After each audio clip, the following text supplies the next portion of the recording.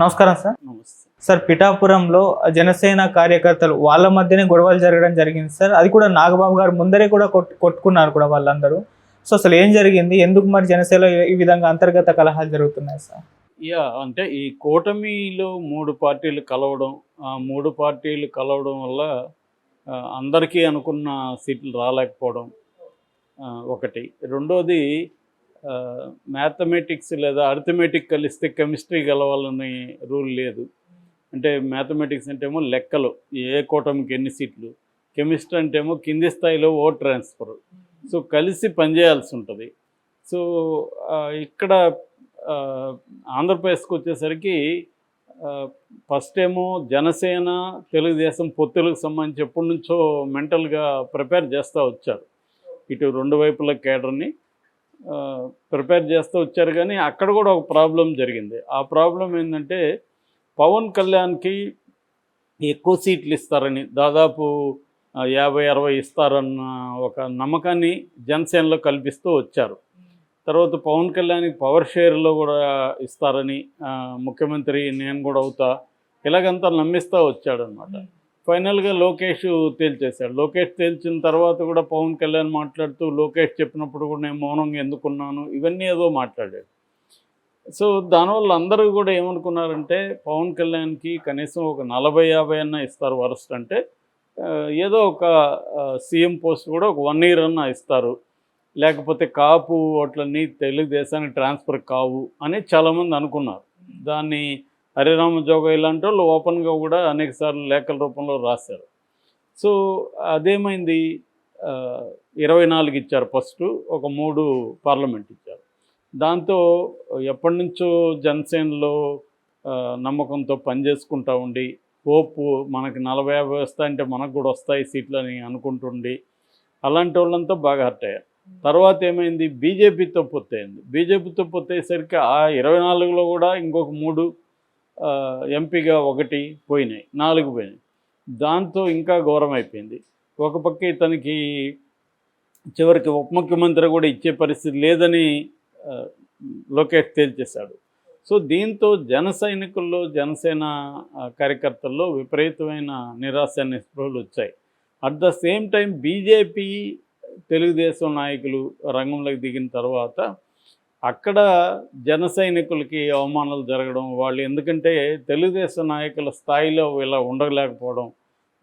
ఎప్పుడు కూడా పవన్ కళ్యాణ్ ఒక పొలిటికల్ పార్టీని ఎలా నడపాలనేది నడపల, దాన్ని కూడా సినిమా లాగే నడిపాడు. సినిమా అంటే ఏంది, ఒక స్టార్ ఉంటాడు, సూపర్ స్టారు, అభిమానులు ఉంటారు, ఇంతే. ఈ 2 వర్గాలే ఉంటాయి, ఇంకేం ఉండవు. సో అలాగా ఈయన తన అభిమానులాగానే ట్రీట్ చేశాడు జన సైనికులను తప్ప వాళ్ళని పొలిటికల్ క్యాడర్ లాగా ట్రీట్ చేయలేదు. పొలిటికల్ క్యాడర్ అయితే ఏమవుతుందంటే వాళ్ళని ఆర్గనైజేషన్స్లోకి తీసుకురావాలి. ఆర్గనైజేషన్స్ ఒట్టిగా ఉంటే కూడా ఏం లాభం లేదు, ఉద్యమాల్లోకి తీసుకురావాలి. ఉద్యమాల్లో ఉన్నప్పుడే నాయకత్వం ఎదుగుతుంది. సో 5 ఏళ్ళు ఆయనకి మంచి పీరియడ్. యాక్చువల్గా జగన్కి వ్యతిరేకంగా అనేక ఉద్యమాలు చేస్తుండొచ్చు, అవేవి చేయలే. ఈయనే రావడం, సినిమాటిక్గా రావడం, ఒక ప్రదర్శన ఇవ్వడం, ఒక హడావిడి చేయడం, వెళ్ళి వచ్చేసేయడం. ఇది అంటే సూపర్ స్టార్ తనే చేస్తాడు లేదని చేయడు, ఇలాగా ఉంది తప్ప కేడర్ స్థానిక సమస్యల మీద ఉద్యమించేట్టుగా చేయడం, ఆ క్రమంలో వాళ్ళు రాజ్యహింసని ఫేస్ చేయడం, దాంట్లో నుంచి నాయకత్వం ఎప్పుడైనా కూడా ఏ పొలిటికల్ పార్టీలైనా అలాగా డెవలప్ అవుతాయి. ఉద్యమాలు లేకుండా నాయకత్వం డెవలప్ కాదు ఎప్పుడైనా కూడా. ఇప్పుడు కేసీఆర్ వీళ్ళంతా చూస్తున్నాం కదా, వీళ్ళంతా ఎట్లా డెవలప్ అయ్యారంటే ఉద్యమాల్లో నుంచే అభివృద్ధి అయ్యారు. అందుకని కేసీఆర్ ఉద్యమ పీరియడ్లోనే తన పిల్లల్ని కూడా ఇక్కడికి తీసుకొచ్చుకున్నాడు. వాళ్ళు కూడా ఉద్యమాల్లో పార్టిసిపేట్ చేశారు కాబట్టి నాయకులుగా గుర్తింపు వచ్చింది, పైనుంచి రుద్దలేదు వాళ్ళని. అలాగా ప్రాబ్లమ్స్ వచ్చాయన్నమాట. సో అది ముఖ్యంగా ఇప్పుడు పవన్ కళ్యాణ్కే ఎసురు మొదలైంది. అక్కడ ఏమంటే కేడర్, ఒక ఆర్గనైజ్డ్ కేడర్ కానీ ఆర్గనైజ్డ్ లీడర్షిప్ కానీ పిఠాపురంలో జనసేన నుంచి లేదు. దానివల్ల ఏమైందంటే పవన్ కళ్యాణ్ కంప్లీట్గా అక్కడ తెలుగుదేశానికి ఇన్ఛార్జ్ అయిన వర్మకి, ఎస్విఎస్ఎన్ వర్మ, ఆయన మీద డిపెండ్ అయిపోవాల్సి వచ్చింది. ఎప్పుడైతే ఆయన మీద డిపెండ్ అయ్యాడో తన జన సైనికుల్ని, తన జనసేన లీడర్ని ఆయన పట్టించుకోవడం మానేశాడు. దాంతో ఆటోమేటిక్గానే వర్మ గ్రూప్కి ఈ జనసేన గ్రూప్ మధ్య గొడవలు మొదలైనాయి అక్కడ. సో ఆ మధ్య వర్మని ఆల్మోస్ట్ తరిమి కొట్టే పరిస్థితి వీడియో కూడా బయటకు వచ్చింది. ఆయన కారులో బలవంతంగా కారులో నుంచి పంపించేశారు. కారు చివరి వరకు వెళ్ళే వరకు అందరూ ఆయన్ని వెంటాడారు. ఈ వీడియో అంతా కూడా బయటకు వచ్చింది. అట్లాగే అంతకుముందు ఒక ఆడియో లీక్ అయింది. బాలాజీ అనే అతను, అంజీ అనే అతను ఒక ఆడియో లీక్ చేశారు. అదేంటంటే పవన్ కళ్యాణ్ అక్కడ హోటల్లో దిగినప్పుడు ఆయన్ని కలవడానికి వెళ్తే అక్కడ వాళ్ళ బౌన్సర్లు ఎవరు రానివ్వలేదు సెక్యూరిటీ. అదే వర్మ వస్తే అతనితో పాటు వచ్చిన వాళ్ళందరినీ కూడా పంపించారు. సో మేము ఇంతకాలం ఇక్కడ పనిచేస్తూ వచ్చాము, సో మాకు కనీసం కలిసే హక్కు లేదా అని కూడా అన్నాడు. దాంతో పవన్ కళ్యాణ్ దాన్ని సర్ది చెప్పడం కోసం ఏదో పనికి మాలిన ఒక బ్లేడ్ థియరీ చెప్పాడు, బ్లేడ్లతో తన కోస్తున్నారని. అది ఎవడు కూడా నమ్మే పరిస్థితి లేదు. సో ఆ గ్యాప్ అది పెరుగుతూ వచ్చింది. మొన్న అంబేద్కర్ సందర్భంగా అక్కడ ఏదో చేస్తుంటే, ఒక యాక్టివిటీ చేస్తుంటే 2 వర్గాలు కొట్టుకున్నాయి. అక్కడ పిఠాపురం నియోజకవర్గ ఇన్ఛార్జి, తర్వాత అక్కడ పట్టణ జనసేన ఇన్ఛార్జి, వీళ్ళిద్దరి మధ్య ఆయన పేరు సతీష్ అని. సో వీళ్ళిద్దరి మధ్య గొడవలు ఎదురుగానే కొట్టుకున్నారు. అసలు మాకేం ప్రోగ్రాములు చెప్పట్లేదు, మాకేం తెలియట్లేదు అని అరుచుకున్నారు. సో ఇది పెద్ద మైనస్ అయ్యే అవకాశాలు ఉన్నాయి. దీని కానీ ఇంకా టైం ఉంది కాబట్టి కరెక్ట్ చేయాలి.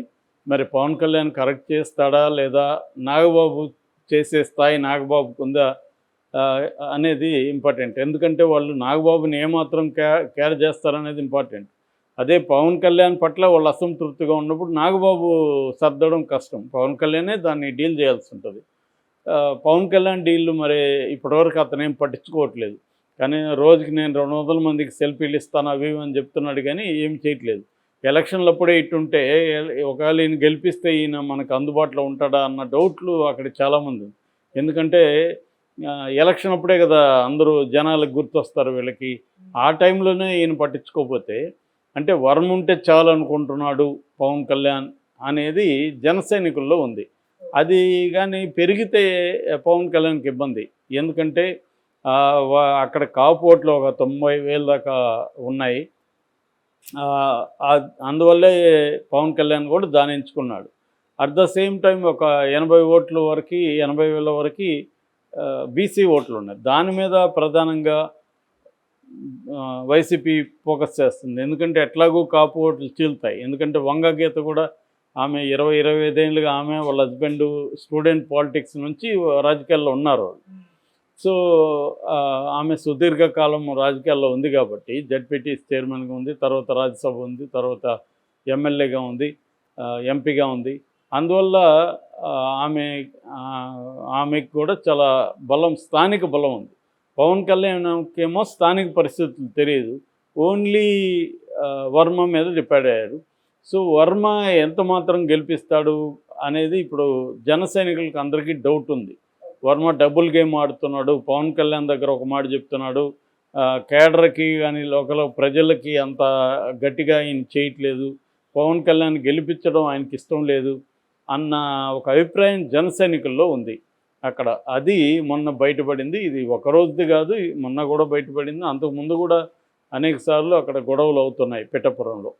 ఎందుకంటే పవన్ కళ్యాణ్ అక్కడ ఫోకస్ చేసి కొంతకాలం ఉంటాడు అనుకుంటే, ఆయన వన్ డే వెళ్ళడం, ఆయనకి హెల్త్ బాగాలేదని మళ్ళీ హైదరాబాద్ వచ్చేయడం, ఇక్కడ నుంచి మళ్ళీ వన్ డే వెళ్ళి మళ్ళీ వచ్చేయడం, ఉగాది జరుపుకుంటానని మాట ఇచ్చాడు, అది కూడా చేయలేదు.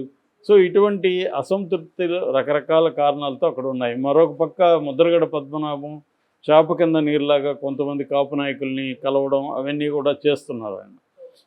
ఇంకోవైపు ఆయన రెచ్చగొడుతున్నాడు కూడా పవన్ కళ్యాణ్, దమ్ముంటే నన్ను తిట్టు అంటున్నాడు. పవన్ కళ్యాణ్ ఏమో ముద్రగడ నుంచి ఒక మాట మాట్లాడట్లేదు. అది కూడా అక్కడ స్థానిక జనసేన వాళ్ళకి అసంతృప్తి ఉంది. ఓపెన్గా బ్యాటిల్ డిక్లేర్ చేయకుండా వీళ్ళ మీద అనేది ఒక ఇది ఉంది. రెండవది ఏంటంటే అక్కడ వైసీపీ నుంచి కొంతమంది జనసేనలో చేరారు. ఆ మధ్య వాళ్ళకి ఎక్కువ ఇంపార్టెన్స్ ఇస్తున్నారని కూడా నాగబాబు దగ్గర మొన్న నిలదీశారు. అంటే వైసీపీ నుంచి వచ్చిన వాళ్ళకి, తెలుగుదేశం వాళ్ళకి మీరు ఇంపార్టెన్స్ ఇస్తున్నారు, మేము ఆర్గానిక్ ఇక్కడ ఎప్పటి నుంచో పనిచేస్తున్న జనసేన కార్యకర్తలు మీరు ఇవ్వట్లేదు అనేది వాళ్ళ ఆవేదన. మరి దీన్ని పవన్ కళ్యాణ్ ఎలా డీల్ చేస్తాడు అనేది ఇంపార్టెంట్ అన్నమాట.